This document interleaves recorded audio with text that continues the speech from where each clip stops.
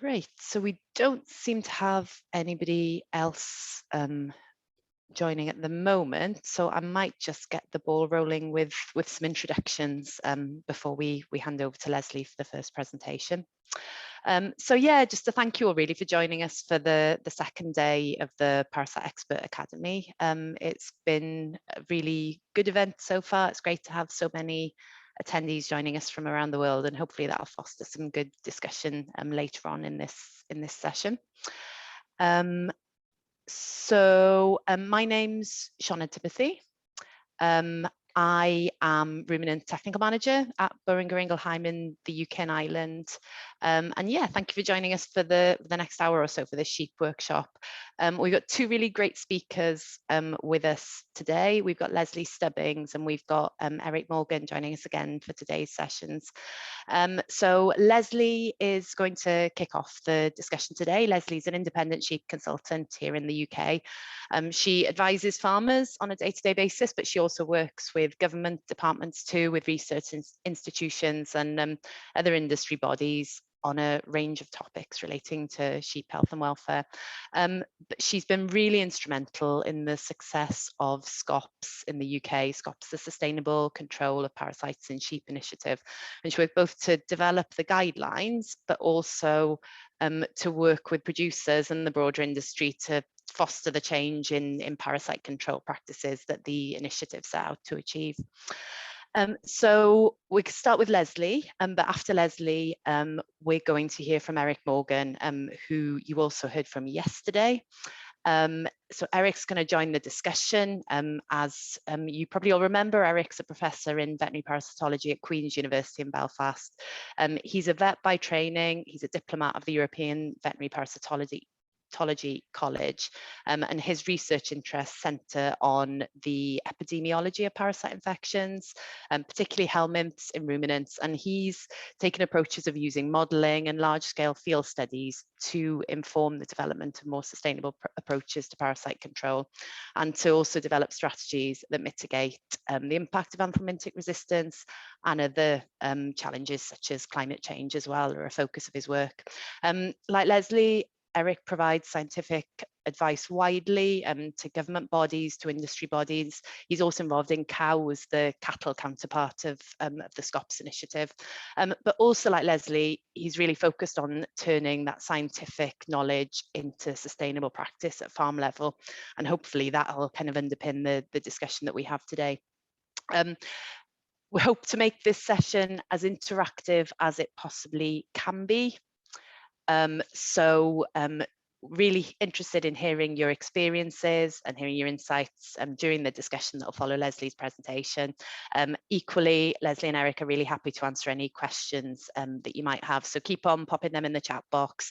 If when we reach the discussion you'd like to contribute, please feel free to pop your hand up or come off mute. So thank you for joining us. Thank you to our speakers for joining us. And with that, I'll hand over to Leslie to share her experiences of really driving sustainable parasite control on sheep farms in the UK. Thank you, Sinead. Thanks for that introduction, and thank you for inviting me to come and join this workshop this afternoon. And hello, everybody. So I'm going to share my screen so that we can get going. Okay. So I'm just going to talk for about 20 minutes. And then hopefully at the end of that, what I really want to do is, Sinead, that's all okay, is it? You just give me a thumbs up that you can see that okay? Yeah, that looks great. Okay, thank you. Okay, so just 20 minutes or so, just really to say a little bit about what I do. As Sinead says, my day job is as a consultant with sheep farmers, so I'll refer to that. The things that I say about the sheep farmers will be relevant to my day-to-day work. And I'm really looking forward to the discussion that we have at the end. And as Sinead mentioned, I'm also very much involved with the SCOPS group, and I won't say any more about SCOPS until the very end, and I think hopefully it will become apparent why I'm leaving that till the end. But it is an integral part of how we've actually gone about trying to tackle the issue of sustainable control within the UK. So if I could just have a look at. I've broken things down to 5 things. I want to try and achieve 5 things in the next few minutes if I can, really just to examine what are our objectives with sustainable control, and within that, what are the farmers' objectives? How does this sit with them? Because they're not always one and the same thing, and understanding that is really important. Give you some examples of the sorts of things that my high adopter farmers are doing in the UK, and some of the things that the ones that are just getting started, if you want to call them low adopters, are also doing, and a little look at what happens on hill farms as well. A few thoughts on the human element, which is absolutely critical, and I think is an area that I'm really looking forward to having a discussion about, because there's always something for us to learn on that.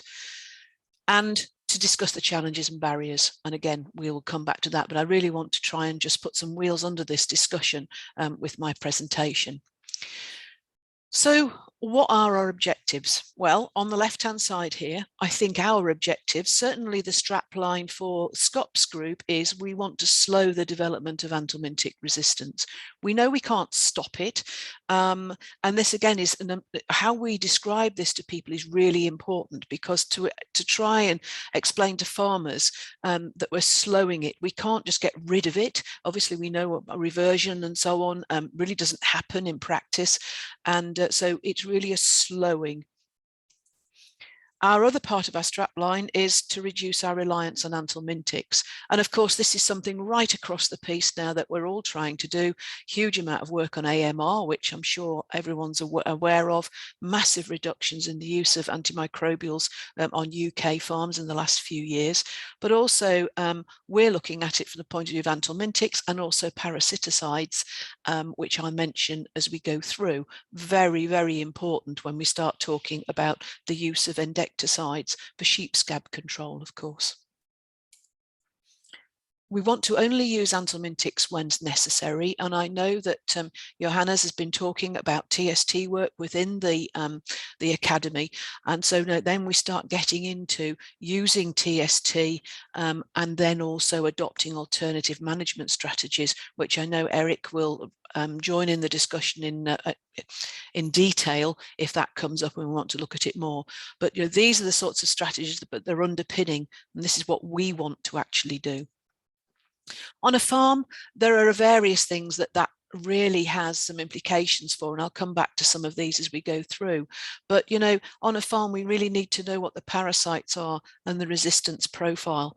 I think one of the things that's really changed since we started down this road is that no longer can we talk about internal parasite control on sheep farms in a prescriptive way. It has to be bespoke. It's bespoke to the individual farm. And this really puts the pressure on us, the advisors, as well as the farmers, to be able to understand that farm and what that farm needs. We need to think about things like choosing the right product, and we'll come back to that as well. But that hasn't always been easy for farmers to do, and that's not always easy for them to get the right advice. We need to define the animals to be treated, and of course here we're talking about refugia and TST, really important underpinning principles. The time to treat, product administration, how we do it, and following the label instructions, which people don't tend to do. And then, of course, we're looking at pasture management, genetics, nutrition, the whole wider gambit of things that comes into parasite control. And again, I think, within our discussions, I'd like to hear what people think about this. As a sheep consultant, I just don't deal, parasites are part of what I deal with, but I might go on a farm and the first and foremost problem is a nutritional one. And there's absolutely no point in me turning the parasite control upside down until I know that those animals are healthy and properly fed, so that they can actually respond in the way that we want them to. But what are the farmers' objectives? I've already alluded to the fact that they're not always the same as ours, and they can be a long way away. Of course, he wants healthy, productive and profitable animals. And I don't see anything wrong with the word profit. I've worked in this industry for over 40 years now, and I fail to see there's any conflict of interest between health and welfare and profitability in the sheep sector. They are one and the same thing. But he also wants to control costs, particularly labour. So when we start looking at new strategies, he's looking to minimize risk and minimize complexity. And if we're not careful, a sustainable program comes across as breaking both of those wishes for the farmer. They see it as complicated and they see it as taking risk. And those are two of the things that we've got to be very aware of and tackle head on when we're trying to change behavior and change action. And he's also likely to have a heck of a lot of other things on his mind. He's a farmer. He's unlikely to be just a sheep farmer in the UK. And one of the flocks I'll show you a graph of later on, it's a flock of 4,500 ewes, but it's down the bottom of the heap as far as the whole farming business is concerned, even with 4,500 ewes. And I have to be mindful of that when we're talking about strategy. So yeah, he might know that resistance to wormers is a problem. I'd like to think that that message is getting across to our farmers, but he still thinks his wormers are working, because unless he can actually measure that there's a problem, he isn't going to make the change. And this is the problem fundamentally with a lot of our farmers, is if they don't think it's broken, they don't know why they need to fix it. So, you know, why do I need to do something? Because apparently my lambs are still doing quite well. My wormers are working, aren't they? But it's not until we get into the realms of actually using some of the PLF technology that we've got, or not. I'll show you an example later of where we're not. And we start to measure some performance parameters and put some KPIs in place, that we can actually start to demonstrate to these farmers that even in the early stages, where there's a lack of efficacy is beginning to build, they are probably losing out on performance. So actually trying to demonstrate benefit is really important. Now, the UK sheep industry, I'm sure most people have got some idea of what the UK sheep industry is. It's extremely diverse.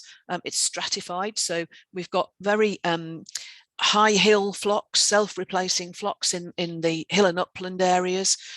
We've got very intensive flocks in the lowland areas, and that's actually the flock that I've been talking to you about.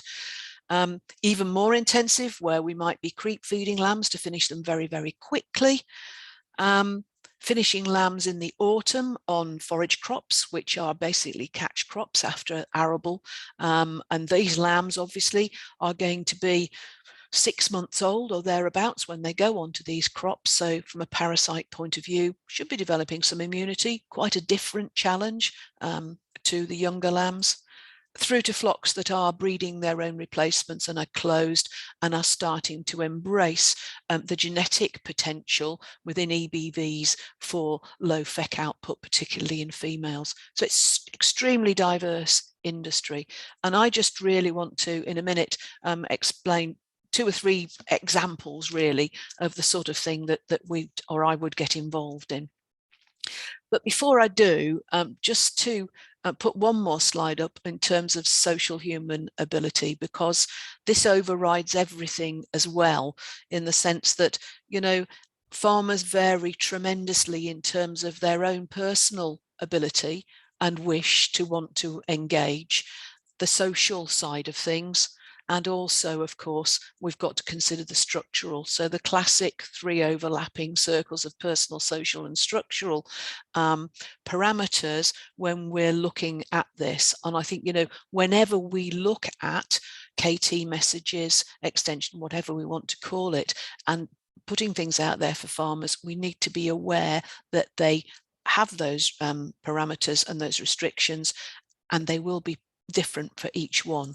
So when we start to think in terms of PLF technology, of course, the very early adopters and the high-end guys are really starting to make a lot of use of this now, but it really still is very much just at the top end, certainly as far as the UK is concerned.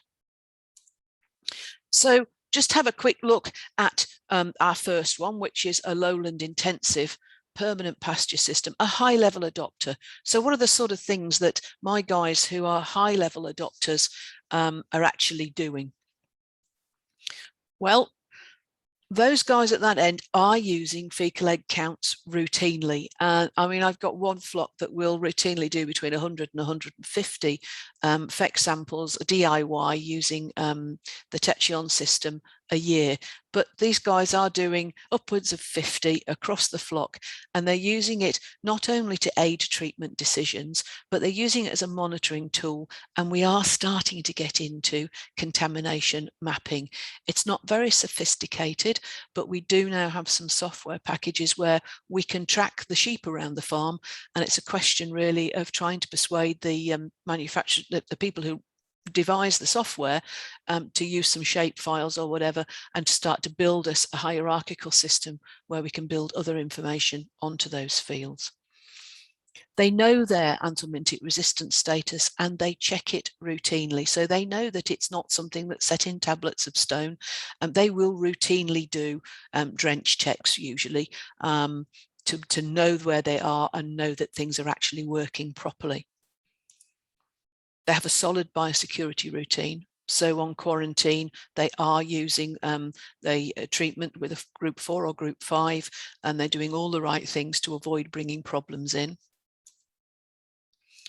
They have significantly reduced their use of anthelmintic in adult sheep. And across the UK, we've seen this now. We can see it in terms of anthelmintic use, particularly in the autumn. And so they are really targeting it, coming down from probably 2 drenches per ewe per year to less than half a drench by targeting the animals that need it, usually on body condition score. Moving more and more towards TST, we have a project at the moment looking at the happy factor algorithm and putting that in place on farms. And this is just really some work I'm doing at the moment, but periparturient rice on one of the farms. And what's really obvious with this is that the periparturient rise between different farms is completely different, and the timing is totally different, just in the small group that we're working with. So by monitoring it, we are looking at being able to target the animals that need to be treated to as low as possible, but the timing of it as well. Pasture management and avoidance strategies. And as I've said before, they're starting to harness the potential for genetic gains as well.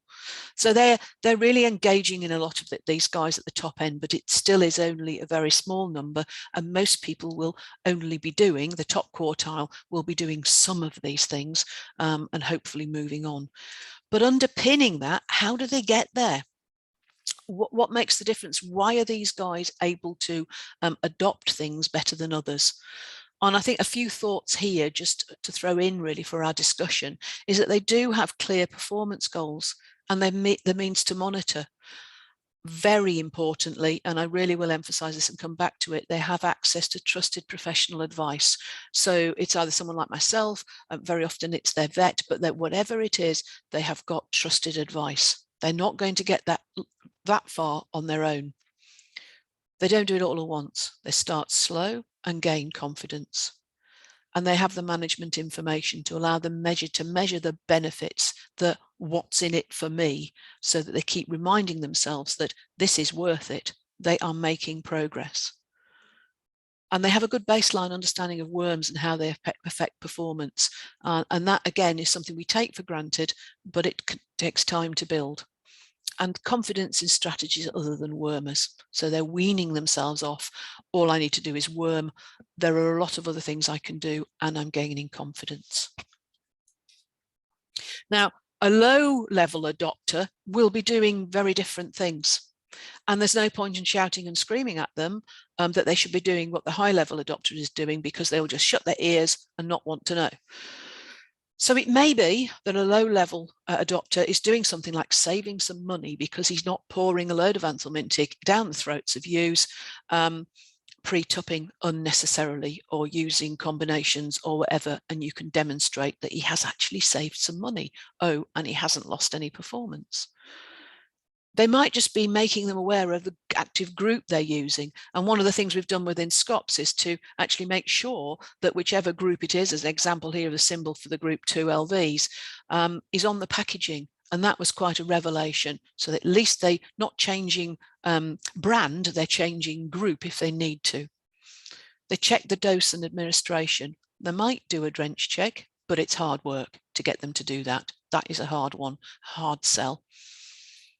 They do listen to their neighbours. So the champion and getting people talking within groups of farmers is absolutely brilliant, because these lower level adopters will listen to the higher level adopters, and they will gradually get some confidence from their peers rather than from people like myself.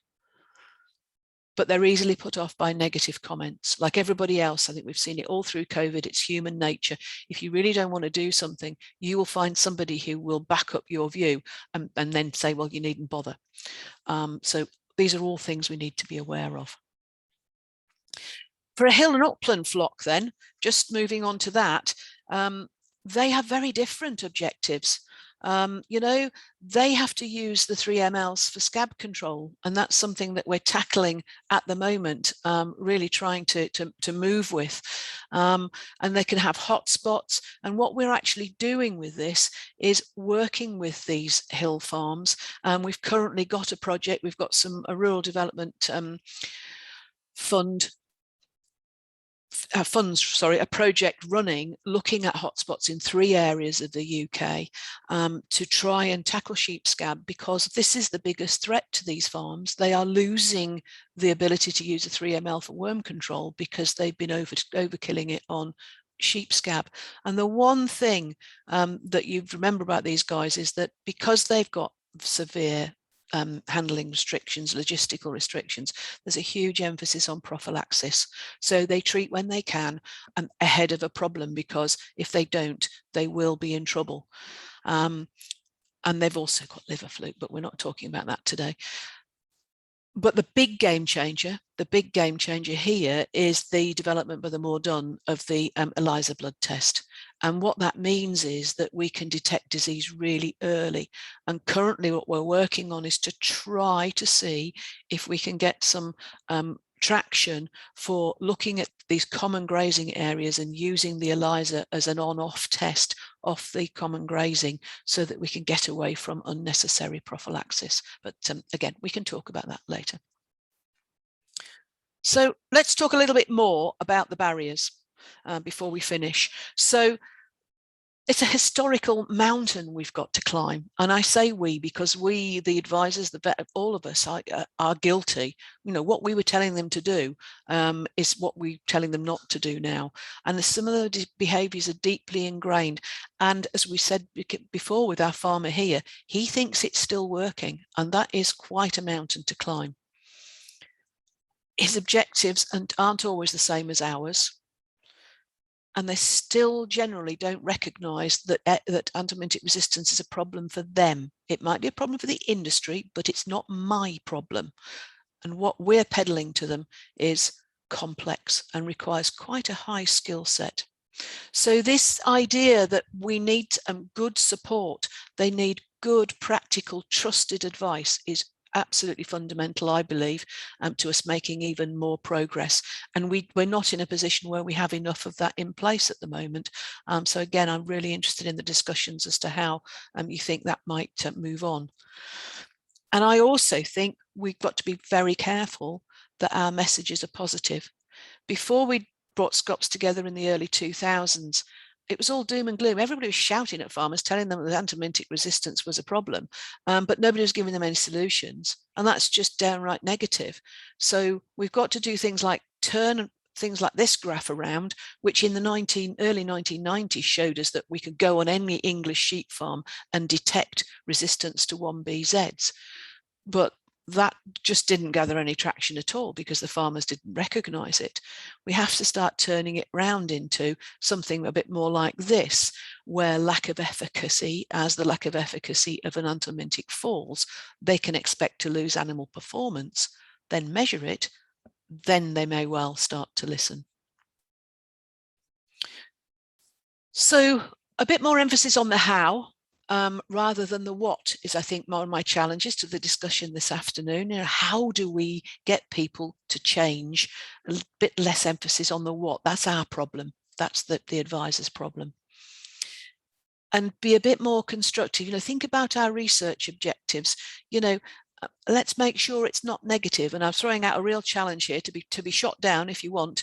But, you know, I argue black's white sometimes, that please don't put out anthelmintic resistance survey results unless you've got a positive message to go with them, because all it is another, oh, here they go again, and the farmers just roll their eyes and don't want to know.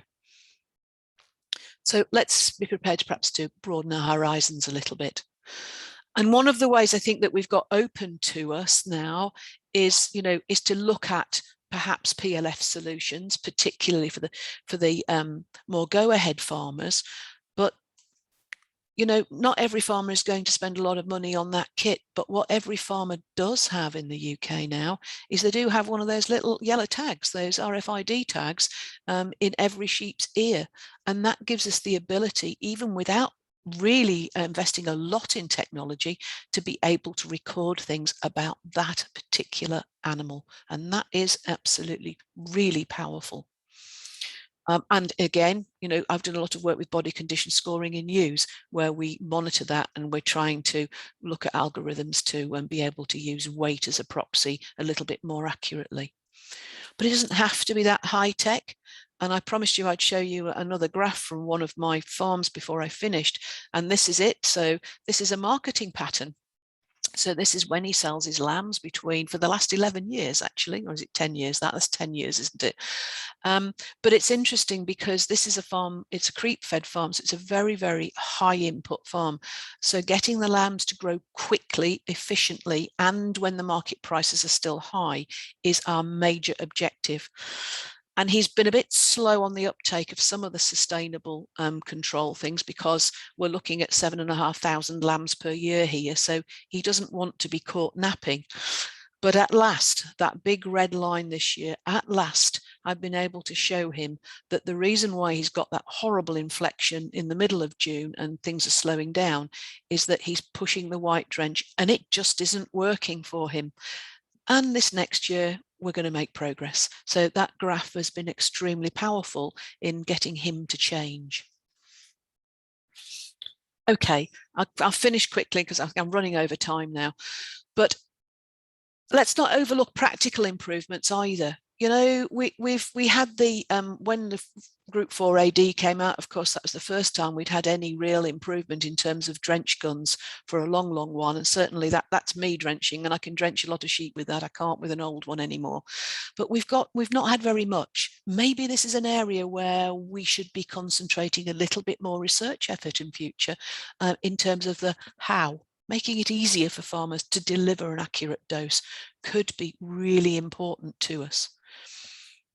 Speciation on anthelmintic resistance testing, and I'm sure Eric will join the discussion on that. We were talking about it just earlier on, would increase our knowledge dramatically. And maybe a bit more consideration of how we're going to use things before they're registered. But that's, again, we did that with the 4AD to a large extent, and it's been really, really useful. So I'm looking forward to our discussions. I've just got 2 more slides to show you, just to sort of leave you with a few more thoughts. I remind myself of this George Bernard Shaw quote a lot because I'm in extension, and I think we need to all remind ourselves that when we're talking about anthelmintic resistance, we are steeped in it day in and day out. But it is the biggest problem with communication, is the illusion it has taken place. We still have a massive job to do to get that across to people in terms of what they can do. And my second one is from Darwin. The strongest of the species is not the strongest that survives, nor the most intelligent. It's the one that's most adaptable to change. And I would apply that to our farmers, but also to ourselves as the advisors, the researchers, the people who are actually going to help those farmers make that change. We have to be adaptable and work with them. So SCOPS really, as a group, it is a pan-industry group in the UK. I can answer some questions on it if you like in discussion or not, but it's really important, I think, to remember why we did this. We did this first and foremost to decide what our messages were so that we had consistency of message, and we branded it, not from a marketing point of view, but because we wanted it to be trusted. So we want our farmers to trust the messages, and we want everybody in the supply chain, in the advice that comes into contact with farmers, to be spreading the same word, the same messages. And I think, Sinead, that's me. Thank you very much, and I'm looking forward to some discussions. Oh, thank you, Leslie, for that really useful overview of the work that you do in translating that science into practice, and also the challenges that are faced when we're working with a very diverse farmer base and farmers with different capabilities and motivations to pushing towards more sustainable practices. If anybody does have any questions, then please do type them in the chat box, or feel free to pop your hand up or unmute yourselves and we can bring you into the discussion. But perhaps what I can do now is to hand over to you, Eric, to sort of reflect on Leslie's presentation from the perspective of somebody who's developing that science and conducting that research, and perhaps give us some insights into how the considerations Leslie touched upon shape the work you do. Yeah, I'd be happy to, Sinead, and thanks, Leslie, for the presentation. I had plenty of opportunity yesterday to give my own opinion in this space, so I'm just going to react a little bit to some of the points that Leslie made and draw them out. I think engaging farmers is crucial, and there are a variety of ways to do that, but the important thing is to start. And it's interesting that you mentioned, Leslie, that offering an assessment of anthelmintic efficacy is not usually a very successful place to start.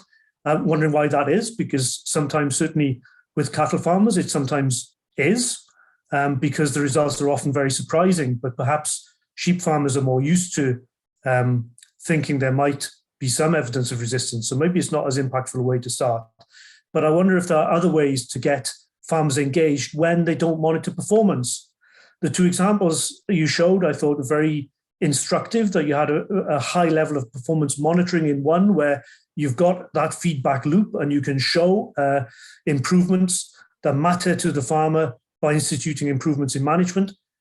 But everybody monitors performance in some way, even just to get those lambs away is a performance, isn't it? So some of the farms that we worked on in the southwest of England, which had multiple drug resistance, got to the stage where they weren't able to finish lambs. And that was a very dramatic fall off in performance. Are there ways, without the investment in technology and monitoring of performance at a very granular level, where we can engage farmers and show them that their strategies can improve? I think the continual dilemma that faces us and probably all of us in trying to advise farmers is that it's a very complex problem to manage parasites in the face of anthelmintic resistance, in the face of changes in weather and climate, in the face of management constraints, but they all want a simple solution. And sometimes farmers, in my experience, engage quite well when they think that what will come out of it is a new blueprint for their farm that will be applied in the same way every year for the next 20 to 30 years. But they become a little disillusioned when they realize that we can't expect simple solutions to work universally and just as well year after year into the future. And they're committing to a mind shift and a feedback loop whereby information is constantly used to inform and tweak management on a constant basis into the future. And starting with that message could be quite off-putting. So maybe there are some marketing tricks there to, I don't mean tricks, but maybe to trick farmers into engaging with this process with some simple wins, but to gradually reveal that they're entering a more complex world. But with the confidence from that first simple change to engage meaningfully in that, which they might not have had at the start of the journey. So that's just a few comments, maybe provoke some thoughts. But I've in the corner of my eye, there's lots of text arriving in the chat box. I'm really hoping, Sean, is that some of that will mean I can stop speaking and we can hear from our people across the world who are closer to the ground. Yeah, so Felipe's commented that he completely agrees with your work, and he's found the same aspects when he's been using sustainability tools with farmers in tropical conditions. I don't know whether you'd like to join the discussion, Felipe, and perhaps share some of those experiences with us.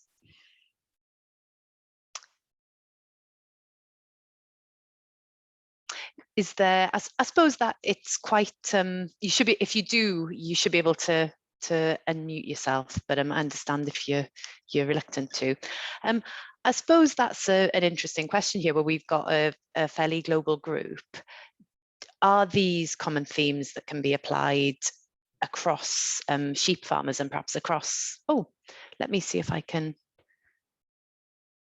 unmute you. Okay. Brilliant. Oh, thank you. Thanks. Yeah, it'd be really interesting to hear your experiences and the similarities and the differences between what Leslie outlined. Well, I think Eric is witness of a miracle here, maybe, because I think that some days ago we had a meeting in August in the conference in Cars in Ireland, and I think that more or less the same aspects that were relevant for defining what is the future of sustainable control in the tropics where I talk. It is very similar to the thing that Leslie has been doing in the UK for temperate countries. It is really amazing, because we always think now that farmers need first thing to know what is the anthelmintic resistance situation in their farm. And that has to be monitored, not once every 10 years, but every year at least, or even every time they treat animals, because you can make fecal samples after treatment. And that is, I think, crucial, because in that way, farmers gain the confidence to see that their work is paying off, is paying the effort. And they start even thinking about how to do it better, etc. And it's by putting these ideas in their mind and helping them to make them possible is crucial, I think. And all the aspects that she mentioned, the TST, to tackle how they tackle the to be afraid or not of leading animals without treatment. In the beginning, when we started making the diagnosis, I found that farmers were receiving the diagnosis of resistance. And after that, okay, well, my farm is resistant to benzimidazole, let's say. But after that diagnosis, they kept using benzimidazoles. And the benzimidazole, the reduction of fecal counts was near to 20% or 10%. But we forgot to tell what to do. We just gave the diagnosis, So it was logical that he continued doing the same. It was like a patient with cancer, no? He knows he has cancer and he's going to continue his life, because what can he do or she do? We need to advise. But the building up of how to advise took more or less 20 more years for us, So it's not easy. We are just beginning to understand what we have to do. Now we also know very clearly that in the last 20 years in Brazil, in Mexico, there are farmers using levamisole at 80% efficacy. And it works. And it have been doing as a TST scheme, and it still works. And the resistance is not worsening. Somehow we found a way to use a drug that is resistant, and we can keep on using it year after year without any further problem.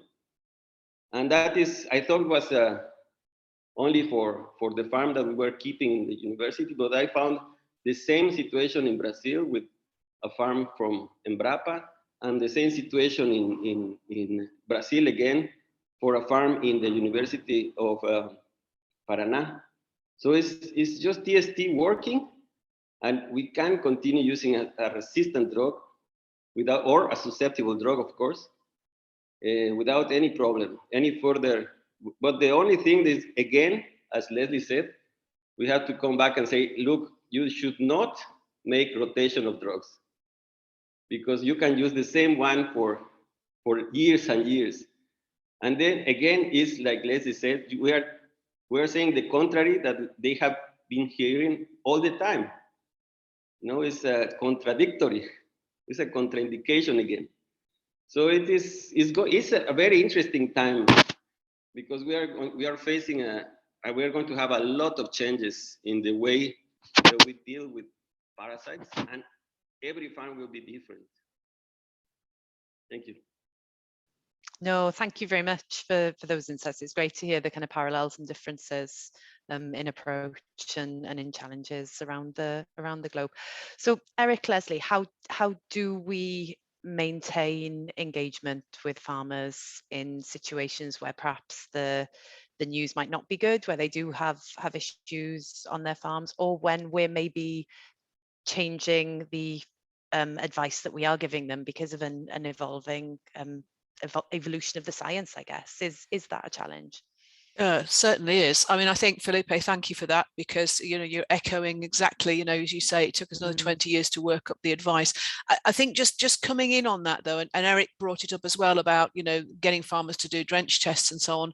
The big challenge, as I see it, where we are now, is that what we're trying to do is we're trying to get farmers to change their ways before they have a problem with efficacy. So it's a different situation when you get farms where, and as Eric knows, we've got a lot of farms now where we can detect triple and then quadruple if you bring moxidectin in as well. We can detect resistance to all those four.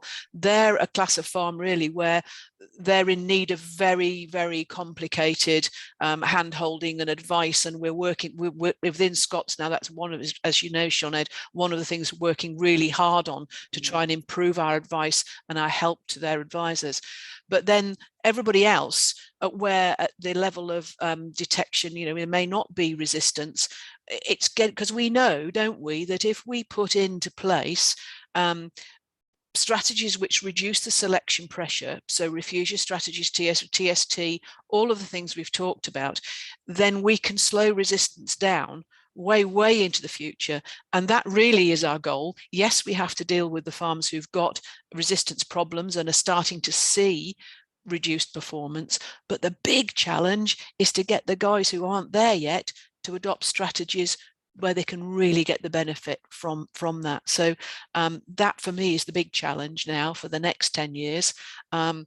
The ones who are in the mire, it's a bit like with a vaccine. I always say this to the vets, you know, if with enzootic abortion vaccine, chlamydia vaccine, it's really easy to get a farmer to adopt a vaccination policy once he's had an abortion storm. But actually, the big benefit from the chlamydia vaccine is to do it before you get the storm, because then you don't have all of those losses. But it's not human nature to take it on board, and that's really what we're trying to do. So that positive, engaging messaging.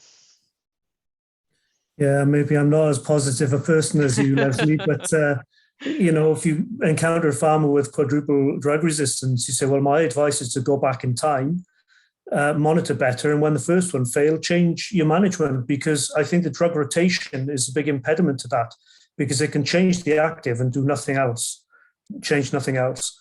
And actually what you want them to see is the consequences of driving that anthelmintic to become completely useless, and to avoid doing that with the next three. I'm not suggesting that we should advise farmers to do that, but you really need them to appreciate that they are going to reduce their future options by just changing active and not changing management. So I suppose it depends also on the personality of the farmer and how they react to positive versus negative messaging. I think there are some more questions on it. I'm just watching the time, and I don't want to spend all time on this one question. Yeah. I guess Felipe has come back with a comment as well, and I think Catherine's question follows on from that as well. Touches on something you mentioned, Leslie, and that's advice and access to good advice. So how do we maximize the quality of advice available, and what should that advice look like? And perhaps we can come on to some of the more specific questions when we've addressed that. Yeah, I mean, I've just put a comment in there because I think, you know, that's an area where within the SCOPS group, we really, is the next generation that we need to be really trying to educate.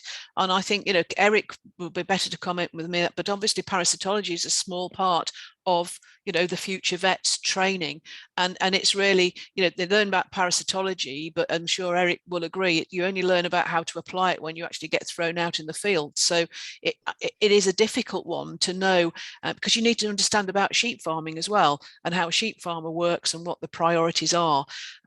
So that's an area, I mean, certainly SCOPS, we've devised CPD courses. We do CPD courses for vets in practice, and over the last few years, when we put one of those on, they're oversubscribed. So there's a real thirst and a real, you know, wish and will for that sort of thing, but maybe we need to formalize it a bit better. I know via Liverpool, Eric, I've done some CPD courses for them, for qualified vets as well, on this. So it's an area we need to concentrate on and give it the value, I think. Give it the value.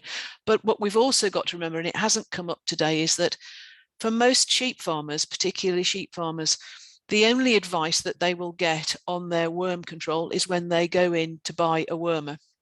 So there's the same old argument about we don't have enough contacts between sheep farmers and vets, and that's a broader issue.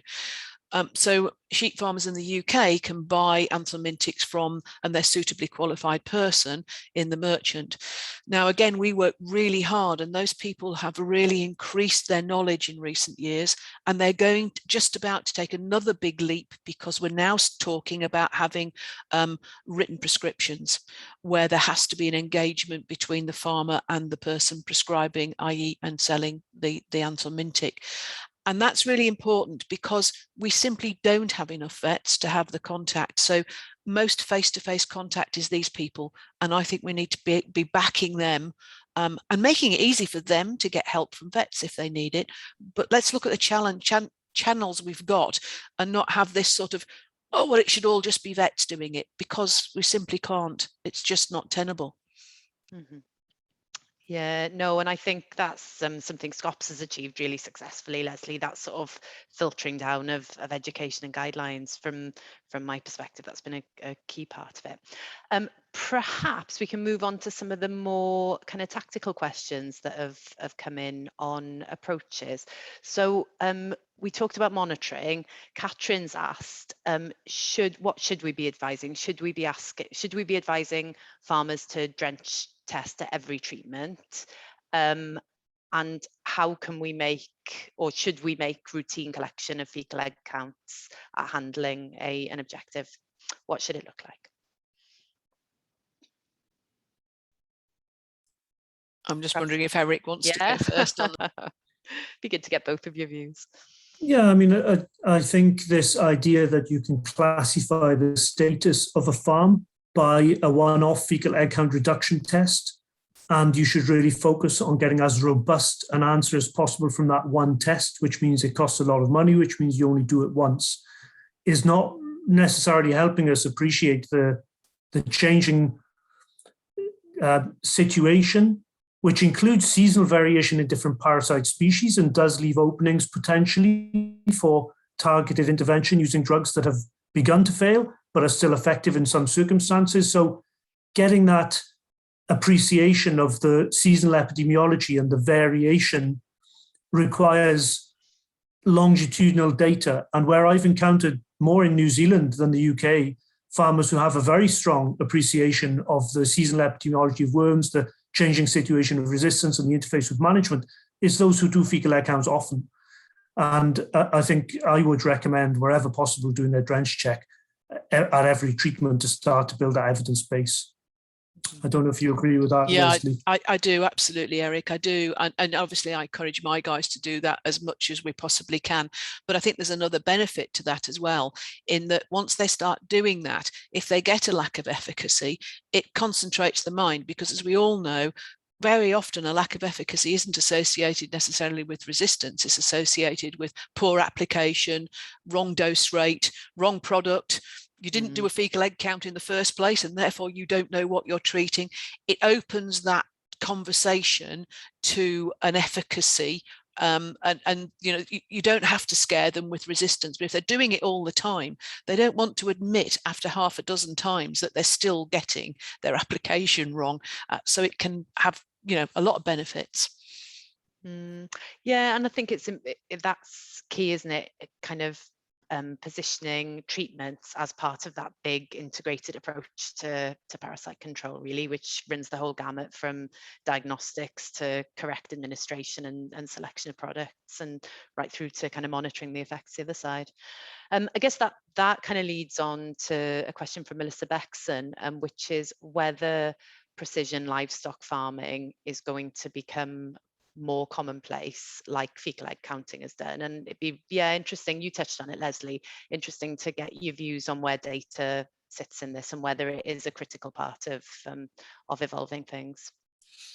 Yeah, it certainly is. I mean, I spend a lot of my day job now dealing with this sort of thing.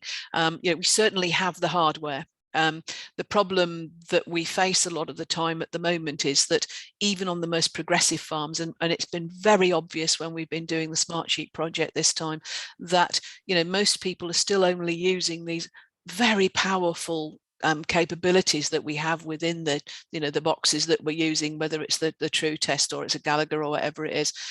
They're only really using sophisticated weighing machines. And the big problem that we have, if you like, the break to us using more at the moment in the UK is software and compatibility.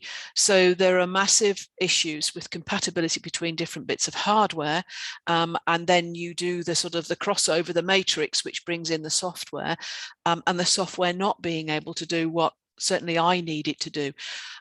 So PLF at the moment is really, really good at recording life data. So it's easy to record the static data. Here's a ewe, here's a number, this is when she was born, this is her breeding, etc.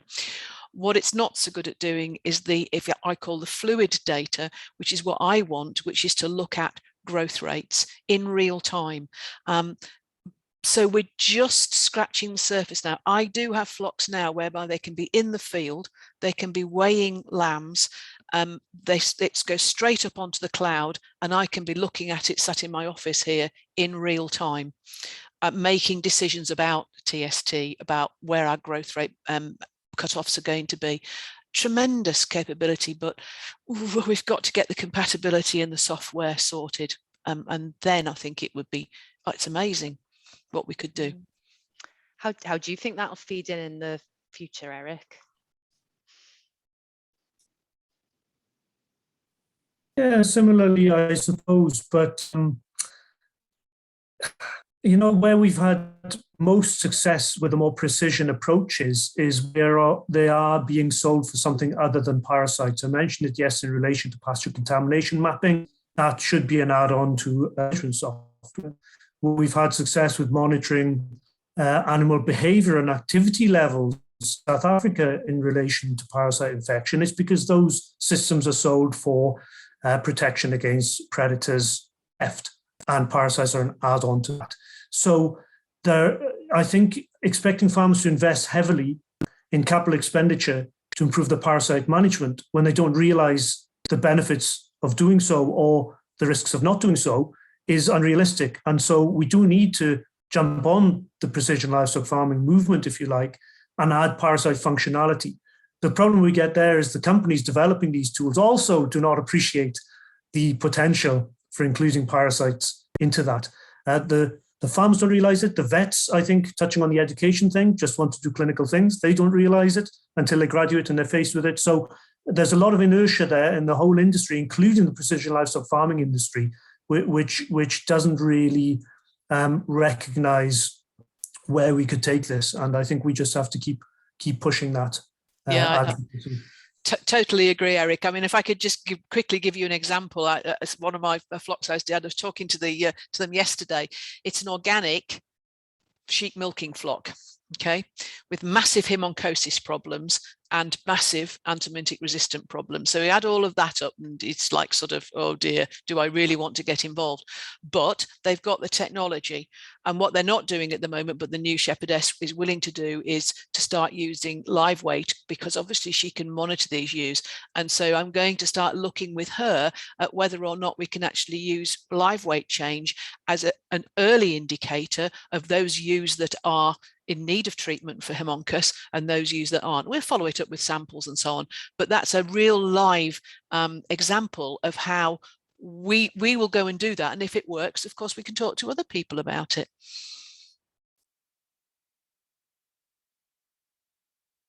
Yeah, and Felipe makes a good point in the chat there that we don't necessarily need the high-tech version to make meaningful records that will give actionable information to farmers. I think the reluctance of companies to sometimes incorporate this is astonishing, where sometimes simple manipulation of weight, which is measured into weight gain, which is not in the software, it doesn't seem to be that difficult to incorporate. But we have certainly used the sort of approach that Felipe has suggested, where we're doing, for example, farmers in Africa doing 5-point checks and farmature readings and writing it down as a little tally, not even a number, just a little tally, and taking a photograph of that, and that can be shared worldwide on WhatsApp instantly. And it requires a little bit of back of house processing.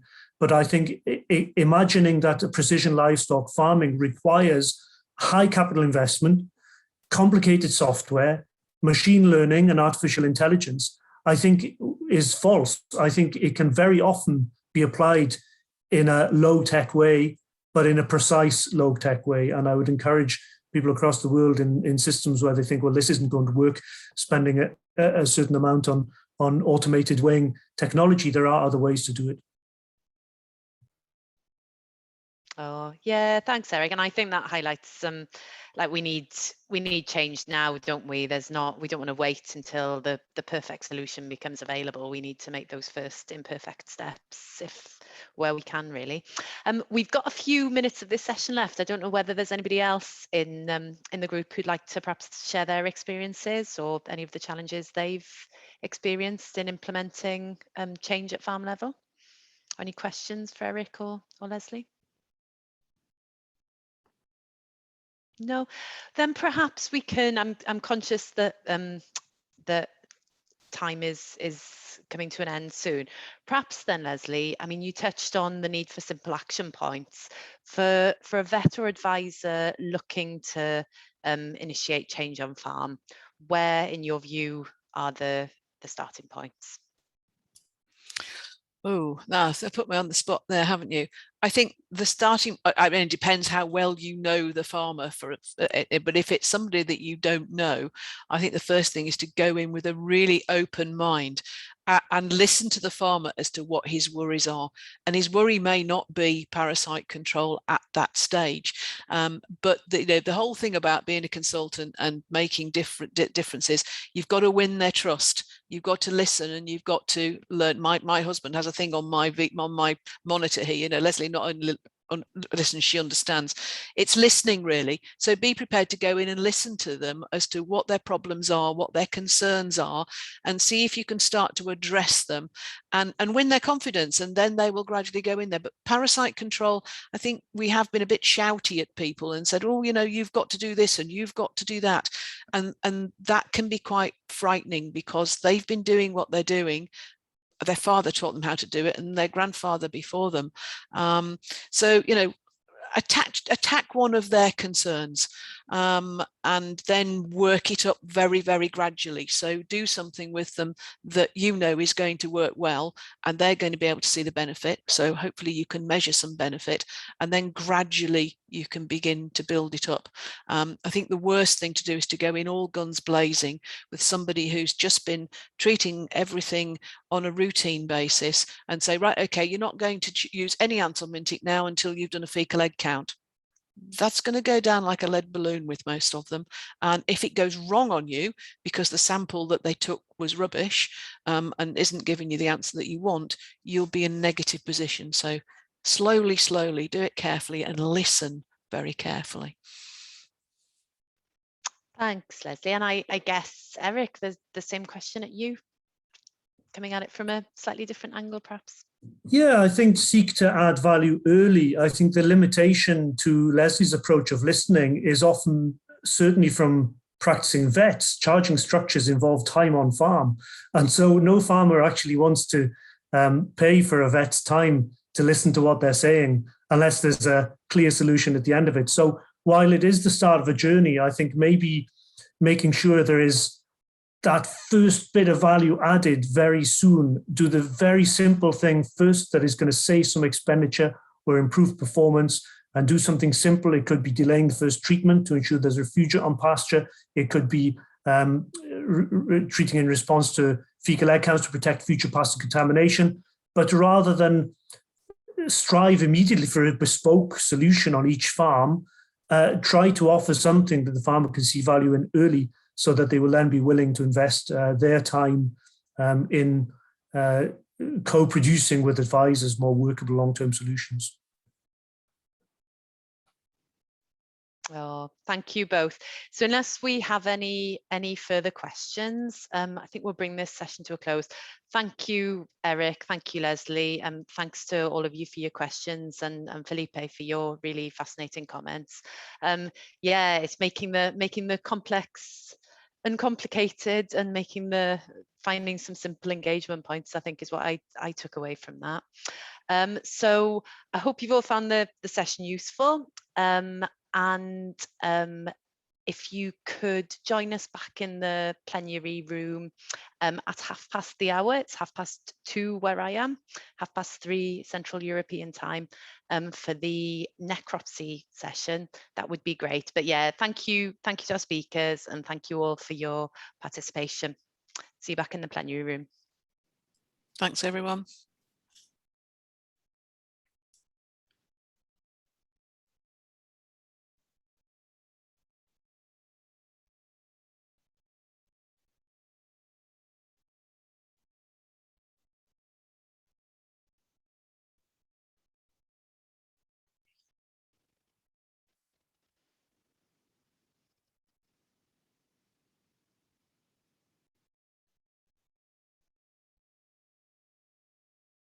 Oh, thanks, Leslie.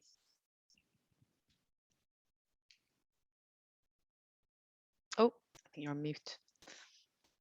Yeah, okay, sorry. Yeah, I'd left myself on mute. Yeah, no, I was just waiting for everyone to go, just to say thanks very much. Really enjoyed that.